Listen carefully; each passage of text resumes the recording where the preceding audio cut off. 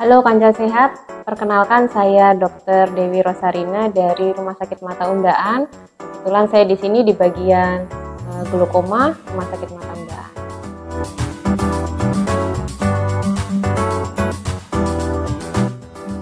Jadi glaukoma kongenital itu adalah kelainan glaukoma yang terjadi mulai bayi baru lahir sampai dengan usia 2 tahun pertama kehidupan, di mana insiden dari glaukoma kongenital ini 1 dibandingkan 10.000 kelahiran.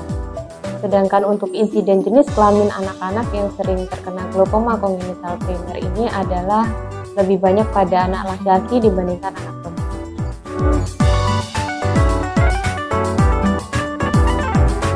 Jadi glaukoma kongenital ini memang sampai sekarang mekanisme penyebabnya memang belum diketahui pasti. Namun secara teori diyakini bahwa terjadi glaukoma kongenital ini karena adanya kegagalan tumbuh dari sistem pembentukan bilik mata depan.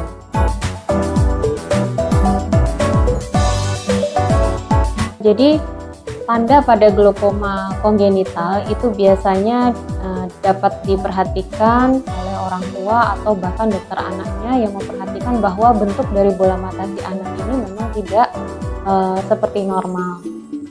Tandanya berupa yang pertama adalah kekeruhan pada kornea. Kekeruhan pada kornea itu di mana kornea normalnya seperti ini, tampaknya jernih. Pada glaukoma kongenital itu korneanya tampak lebih keruh. Kadang itu tampak dari luar seperti korneanya itu berwarna keabu-abuan. Kemudian yang kedua adalah pembesaran dari bola mata. Jadi normal bola mata untuk usia bayi dan usia anak-anak itu tidak sebesar seperti pada pasien glaukoma kongenital. Dan itu biasanya disebut sebagai buftalmos. Buftalmos atau artinya mata kerbau itu suatu istilah yang kita gunakan untuk tanda bahwa bola mata si bayi atau anak ini membesar seperti mata kerbau. Untuk gejala glaukoma kongenital itu biasanya kita sebut ada 3 tanda klasiknya atau gejalanya, yaitu kita sebutnya sebagai trias. Nah, trias yang pertama adalah terjadi epifora. Epifora itu yaitu keluar air mata secara berlebihan pada si bayi atau anak. Yang kedua gejalanya yaitu fotofobia. Fotofobia ini dia lebih sensitif terhadap cahaya yang terang. Entah itu sinar matahari, entah itu dari sinar yang terlalu terang. Biasanya si bayi atau anak ini cenderung lebih menutup matanya. Yang ketiga adalah blefarospasme.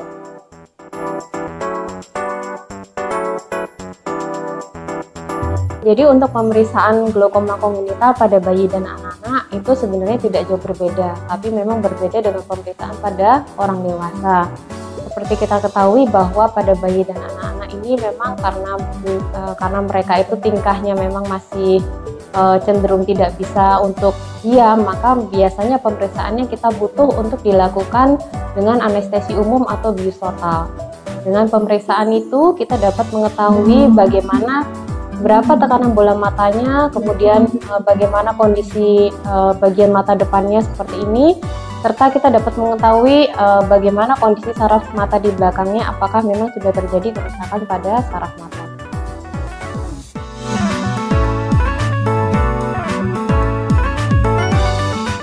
Jadi pada prinsipnya semua pasien glaukoma itu pasti membutuhkan intervensi berupa pengobatan maupun tindakan operatif. Namun pada glaukoma kongenital itu memang tindakan operatif harus dilakukan sesegera mungkin. Tindakan operatifnya bisa berupa tindakan bedah.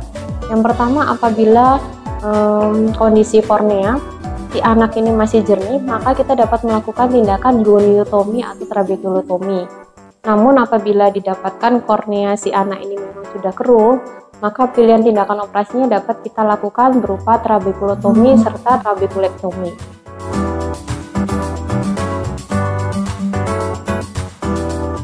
Jadi baik begini, pada operasi pada glaukoma kongenital itu memang idealnya dilakukan 1-2 kali pembedahan sudut.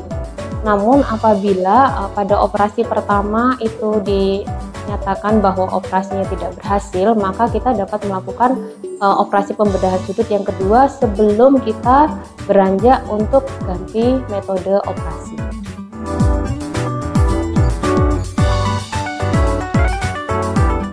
Jadi pada glaukoma kongenital ini jika tidak segera ditangani, maka memang resikonya anak ini akan mengalami kebutaan yang permanen atau tidak dapat disembuhkan.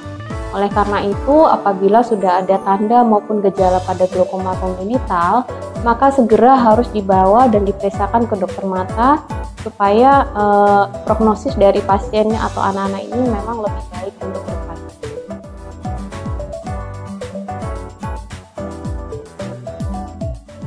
Langkah-langkah pendampingannya untuk pasien dengan glaukoma kongenital yang pasti support ya, atau dukungan dari keluarga itu pasti. Entah itu berupa pada saat di rumah, pada saat si anak ini membutuhkan pengobatan, kan yang pasti yang mengobati pasti orang tua. Jadi memang support dari orang tua untuk rutin memberikan obat dan tepat waktu dalam memberikan obat untuk si anak itu penting.